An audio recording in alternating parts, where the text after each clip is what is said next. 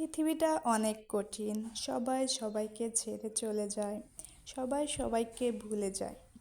শুধু একজন যে ছেড়েও যায় না, ভুলেও যায় না। সে মানুষটি হচ্ছে কে জানো? সে মানুষটি হচ্ছে মা।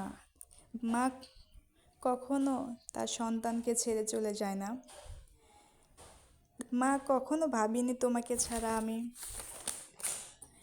কোথাও চলে যাব বা থাকবো, কিন্তু আজ তোমাকে ছাড়া বহুদূর থাকতে হচ্ছে।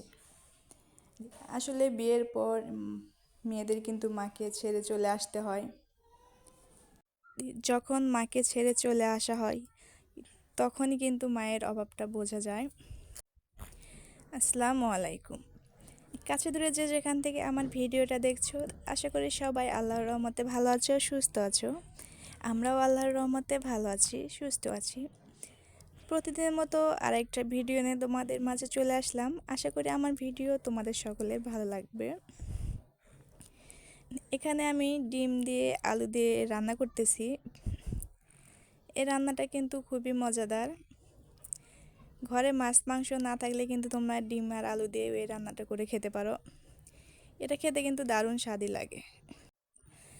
আর প্রতিদিনের মতো আবারও বলতেছি, আমার ভিডিওটা যদি ভালো লাগে অবশ্যই আমার চ্যানেলটাকে সাবস্ক্রাইব করবেন আর লাইক কমেন্ট শেয়ার করবেন।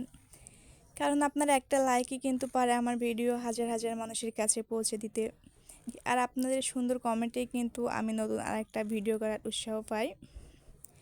আর আমার গত ভিডিওতে যেসব আপু ভাইয়ারা সুন্দর সুন্দর কমেন্ট করেছেন তাদেরকে অসংখ্য অসংখ্য ধন্যবাদ।